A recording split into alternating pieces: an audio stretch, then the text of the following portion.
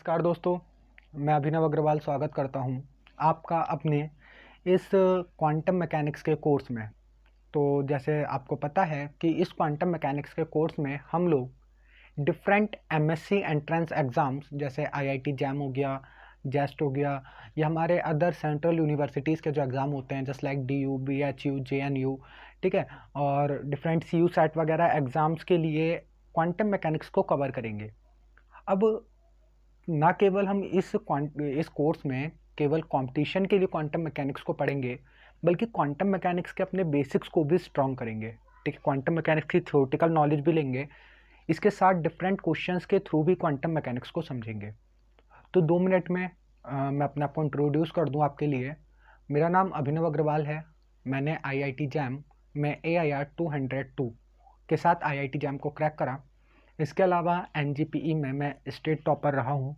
ठीक है, JEE mains 2 बार crack करा, जिसमें मेरी फिज़िक्स में 98% आई थी। तो एक छोटा सा इंट्रोडक्शन है। फ़िलहाल मेनली इंट्रोडक्शन ये है कि मैं आपको इसमें क्वांटम मैकेनिक्स सिखाने वाला हूँ, और ये कोर्स उन स्टूडेंट्स के लिए काफ़ी फ़ायदेमंद होने वाला है जिनकी अक्सर ये शिकायत रहती है कि हमारी स्टेट यूनिवर्सिटी में पढ़ाई नहीं होती।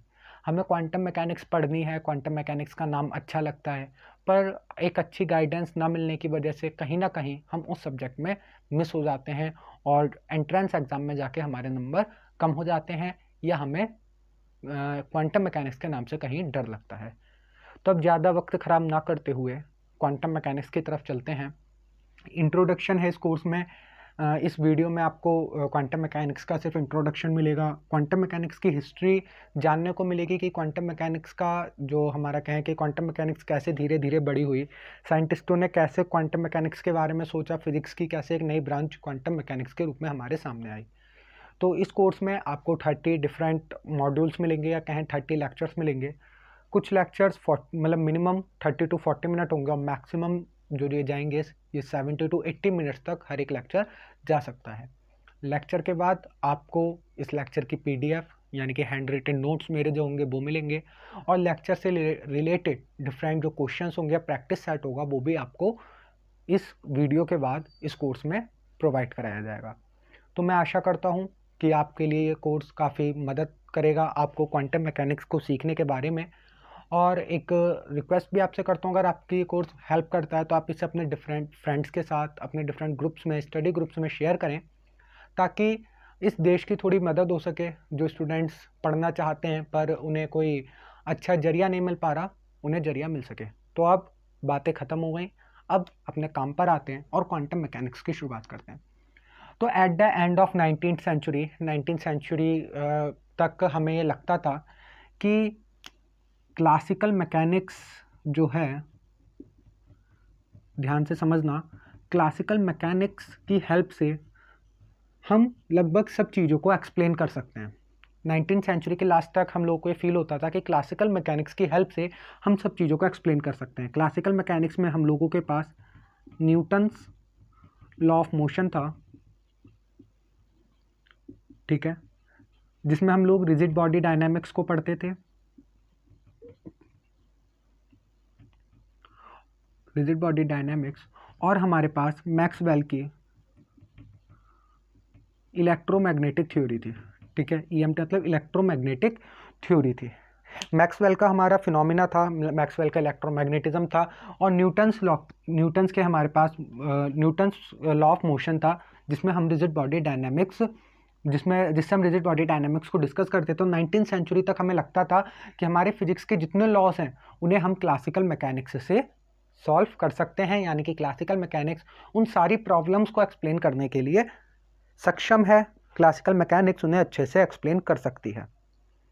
ठीक, 20th सेंचुरी की स्टार्टिंग में 20th सेंचुरी की स्टार्टिंग में हमारे पास 2 डोमेन आए। एक डोमेन था रिलेटिविस्टिक डोमेन,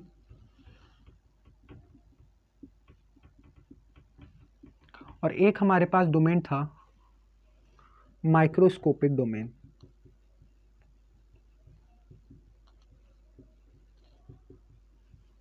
- 1905 में आइंस्टीन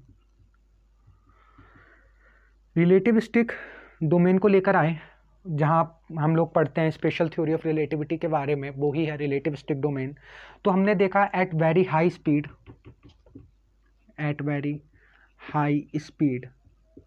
यानी कि स्पीड अगर मेरी लगभग सी के अप्रॉक्सीमेटली सी के इक्वल हो जाए, सी मतलब स्पीड ऑफ लाइट, यानी कि अगर मेरी किसी ऑब्जेक्ट की स्पीड ऑफ लाइट के इक्वल हो जाए, अप्रॉक्सीमेटली वहाँ जाने लगे, तो मेरे जो क्लासिकल मैकेनिक्स के लॉज हैं, यानी कि न्यूटन्स लॉ ऑफ जो मोशन है, वो क्या हो जाता है, सीज हो जाता है।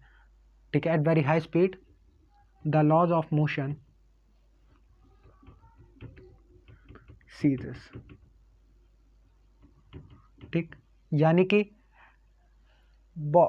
अगर मेरी ऑब्जेक्ट की स्पीड लाइट की स्पीड के लगभग इक्वल हो जाती है, वहाँ पहुँचने लगती है, तो जो मेरे लॉ ऑफ मोशन थे, न्यूटन्स के लॉ ऑफ मोशन थे, F equals to m a, F equals to d p upon d t, वो लगना बंद हो जाते हैं।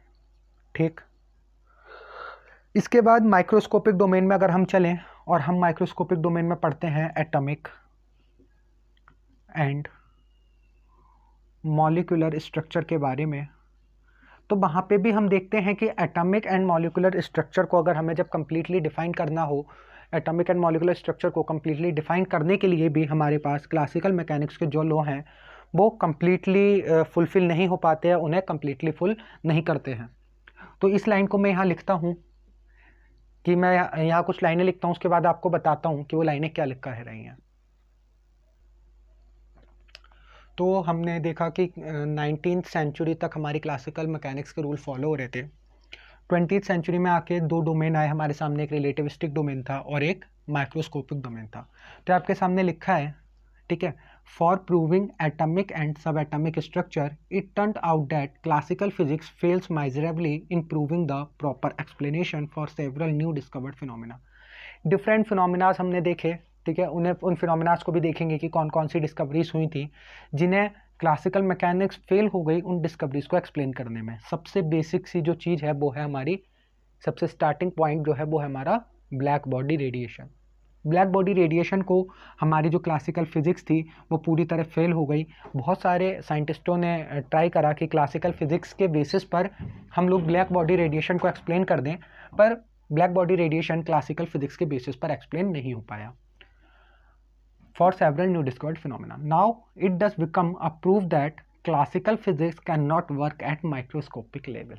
तो इससे हमें क्या पता चला कि जो हमारी क्लासिकल फिजिक्स थी वो माइक्रोस्कोपिक लेवल पर, ठीक, माइक्रोस्कोपिक लेवल पर वर्क नहीं कर रही है। मतलब हमारी जो क्लासिकल फिजिक्स है वो ये तो बता सकती है कि अगर मैं किसी बॉल को किसी स्पीड से फेंक दूं तो थोड़े टाइम बाद उसकी स्पीड क्या होगी, पर वो मेरी क्लासिकल फिजिक्स जब मैं एटॉमिक लेवल पर या सब एटॉमिक लेवल पर, यानी कि मैं इलेक्ट्रॉन्स की मोशन पर ले जाता हूँ, एटम्स की मोशन पर ले जाता हूँ, ठीक है, या एटम्स के जब मैं डिफरेंट टाइप के क्या कह सकते हैं, एटम्स के डिफरेंट टाइप के मोशन देखता हूँ या उनके इलेक्ट्रॉन्स के मोशन वगैरह को देखता हूँ, मतलब माइक्रोस्कोपिक लेवल पर एटम्स की डिफरेंट प्रॉपर्टीज़ को एक्सप्लेन करना चाहता हूँ क्लासिकल फिजिक्स से, तो वो क्लासिकल फिजिक्स वहाँ पे जाके फेल हो जाती है।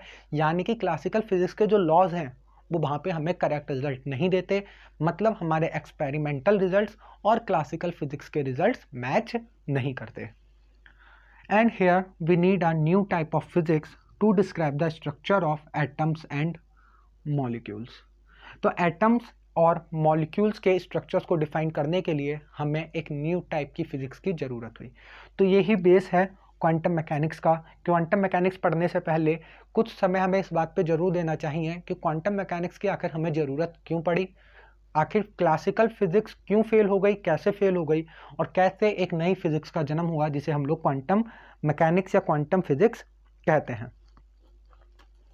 अब मैं कुछ एक्सपेरिमेंट्स लिख रहा हूँ या कुछ फिनोमिनास लिख रहा हूँ जिन्हें क्लासिकल मैकेनिक्स एक्सप्लेन करने में पूरी तरह फेल हो गई।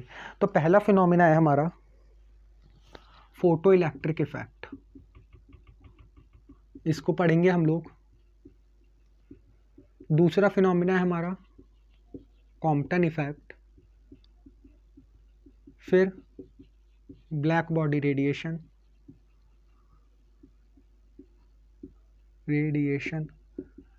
Atomic structure and atomic stability.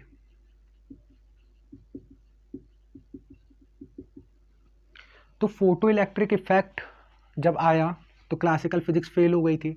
Photo electric effect आप लोगों ने क्लास 12th में पढ़ा होगा। कॉम्पटन इफेक्ट आया तब भी हमारी क्लासिकल फिजिक्स फेल हो गई। ब्लैक बॉडी रेडिएशन में पूरी तरह से फेल हो गई। एटॉमिक स्ट्रक्चर बहुत ट्राई किया गया, फिर बोहर के हमारे पास मॉडल आए, ठीक है, डिफरेंट मॉडल्स आए थे, पर बोहर का मॉडल फिट बैठता है क्योंकि बोहर का मॉडल कहीं ना कहीं क्वांटम मैकेनिक्स से रिलेट करता है, जहां हम क्वांटा की बात करते हैं, प्लांक कांस्टेंट की बात करते हैं। फिर उसके बाद आती है एटॉमिक स्टेबिलिटी, वो भी हम क्वांटम मैकेनिक्स के बेसिस पर ही डिफाइन कर सकते हैं। क्लासिकल फिजिक्स एटॉमिक स्टेबिलिटी को डिफाइन नहीं कर सकती। ठीक, तो डिफरेंट रिजल्ट्स देखे थे हमने कि photo electric effect, Compton effect, atomic stability, atomic spectroscopy. जो हमारे क्लासिकल फिजिक्स के रिजल्ट से, या हम कहें क्लासिकल फिजिक्स जिन एक्सपेरिमेंट्स को हमारे क्लियरली एक्सप्लेन नहीं कर पा रही थी, तो उन रिजल्ट्स के बारे में हमने देखा। तो अब 1900 तक हम पहुंच चुके हैं, और 1900 में मैक्स प्लैंक जो एक काफ़ी रिनोन साइंटिस्ट हैं, इन्होंने कॉन्सेप्ट दिया क्वांटम ऑफ एनर्जी का। क्वांटम का मतलब हो गया पैकेट। तो 1900 में मैक्स प्लैंक ने एनर्जी के पैकेट्स का कॉन्सेप्ट दिया। उन्होंने बताया कि एनर्जी का हर एक पैकेट hν के इंटीग्रल मल्टीपल के इक्वल एनर्जी कंटेन करता है। काफ़ी इंपॉर्टेंट कॉन्सेप्ट है। आगे जाके पूरी अगर हम कहें जो इंपॉर्टेंट रिजल्ट्स हमारे सामने, इंपॉर्टेंट एक्सपेरिमेंट हुए, वो कहीं ना कहीं इस क्वांटम ऑफ एनर्जी के कॉन्सेप्ट से रिलेटेड थे। तो 1900 में मैक्स प्लैंक ने बताया कि एनर्जी के पैकेट्स, ठीक है, जिन्हें हम क्या कहते हैं क्वांटा, या फिर आइंस्टीन ने उन्हें क्या कहा, फोटोन भी कहा, जिनकी एनर्जी क्या होती है nhν, जहां पे n क्या है 1 2 3 हमारे इंटीजर्स हैं। तो इस क्वांटम ऑफ एनर्जी का जो यूज था वो हमने ब्लैक बॉडी रेडिएशन में भी देखा। In black body radiation energy exchange between radiation and surroundings take place in discrete और क्वांटाइज्ड अमाउंट्स। तो 1900 से पहले भी ब्लैक बॉडी रेडिएशन को एक्सप्लेन करने के लिए काफ़ी सारे साइंटिस्टों ने कोशिश करी, जिसमें से एक थे बीन्स और एक थे स्टीफेंस। तो बीन्स और स्टीफेंस ने क्लासिकल थ्योरी के अकॉर्डिंग, आगे हम पढ़ेंगे ब्लैक बॉडी रेडिएशन में, हमारा नेक्स्ट जो मॉड्यूल होगा वो ब्लैक बॉडी रेडिएशन के ऊपर होगा, और उसमें हम इन एक्सपेरिमेंट्स को पढ़ेंगे, या कहें इन हाइपोथेसिस को पढ़ेंगे जो बीन्स और स्टीफेंस की थी।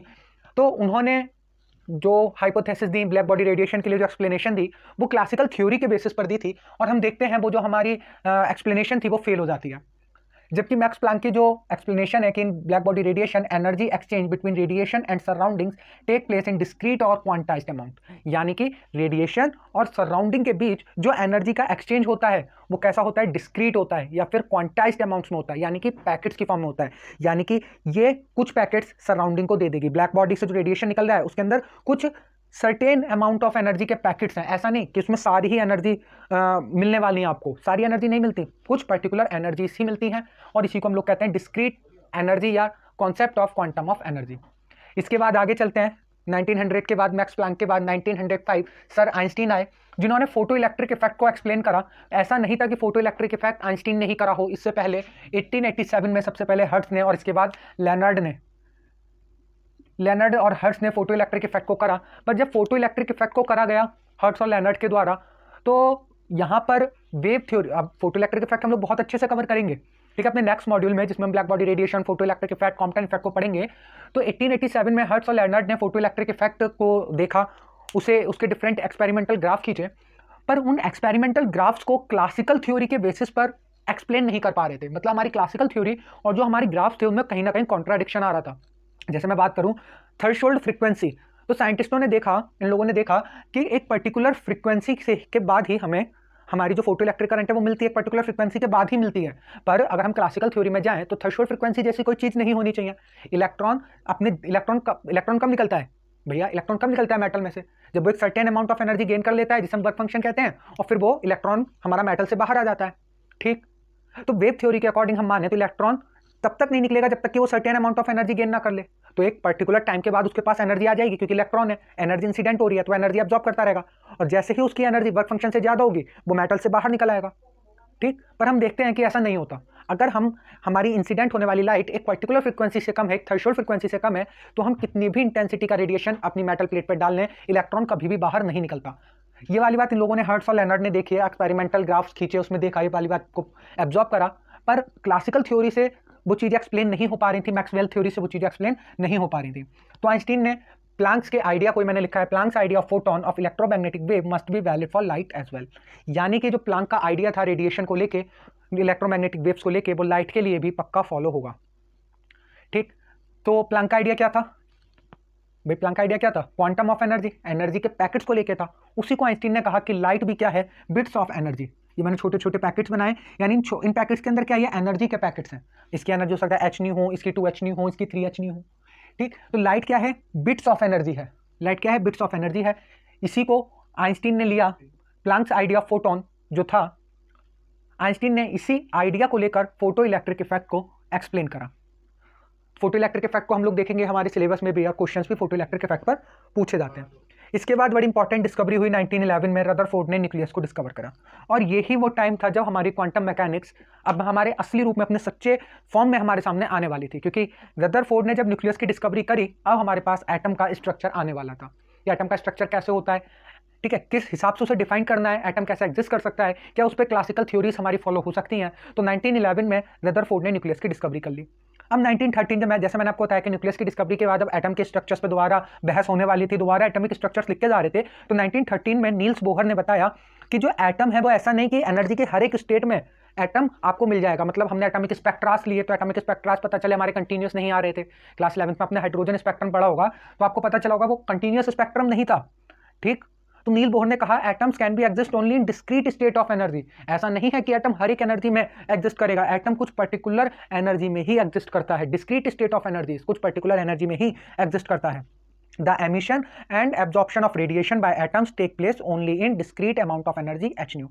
यानी कि अगर एटम कोई रेडिएशन को एब्जॉर्ब करता है या एटम अपने अंदर से रेडिएशन को एमिट करता है, तो वो जो रेडिएशन की एनर्जी होती है वो h न्यू का इंटीग्रल मल्टीपल ही होगी, या h न्यू एनर्जी से रिलेटेड ही होगी। Discrete amount of energy different levels में ही उस एटम का ट्रांसफर होगा, या कहें emission and absorption of radiation, यानी उस एटम से डिस्क्रीट अमाउंट में ही एनर्जी या तो एमिट होगी या एब्जॉर्ब होगी। मतलब ऐसा नहीं होगा, एक बार फिर से बता दूं, ऐसा नहीं होगा कि एटम सारी ही एनर्जी को, मतलब सभी टाइप की एनर्जी को एमिट कर ले या सभी टाइप की एनर्जी को एब्जॉर्ब कर ले। इसलिए जब हम एटम का स्पेक्ट्रा देखते हैं तो हमें कंटिन्यूअस स्पेक्ट्रा नहीं मिलता, because it result from transition of the atom between its various discrete states.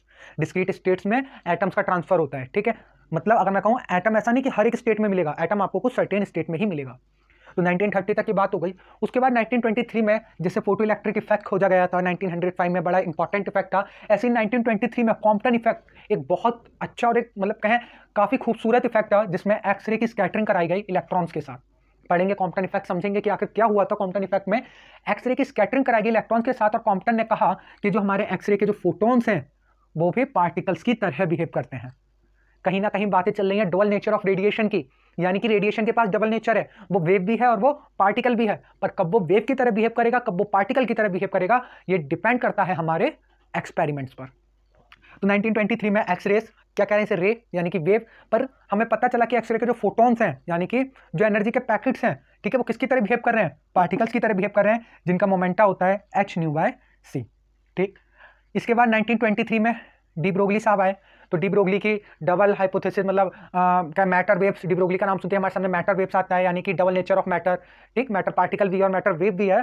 तो रेडिएशन और पार्टिकल नेचर एक दूसरे, मतलब एक कोई भी हमारा मैटर है वो रेडिएशन यानी वेव नेचर भी रख सकता है और पार्टिकल नेचर भी रख सकता है। इसी के साथ डी ब्रोगली की हाइपोथेसिस थी कि लैम्डा इक्वल्स टू h/p, यानी कि जो हमारी मैटर वेव्स होती हैं उनकी वेवलेंथ क्या होती है, h/p।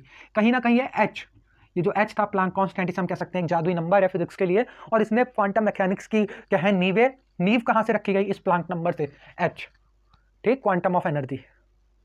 इसके बाद 1925 में हाइजेनबर्ग एंड श्रोडिंगर आए और इन्होंने पूरी क्वांटम मैकेनिक्स की फॉर्मेशन करी। पूरी क्वांटम मैकेनिक्स को हमारे जो आज के रूप में हम देखते हैं, wave functions, different wave function को, आइगन वैल्यूज, आइगन स्टेट, मतलब जितनी भी चीज़ें हम आगे डिस्कस करेंगे क्वांटम मैकेनिक्स में, तो हाइजेनबर्ग और श्रोडिंगर ने उसकी पूरी फॉर्मेशन करी, पूरी फॉर्मुलेशन हमारे सामने हाइजेनबर्ग और श्रोडिंगर ने करी।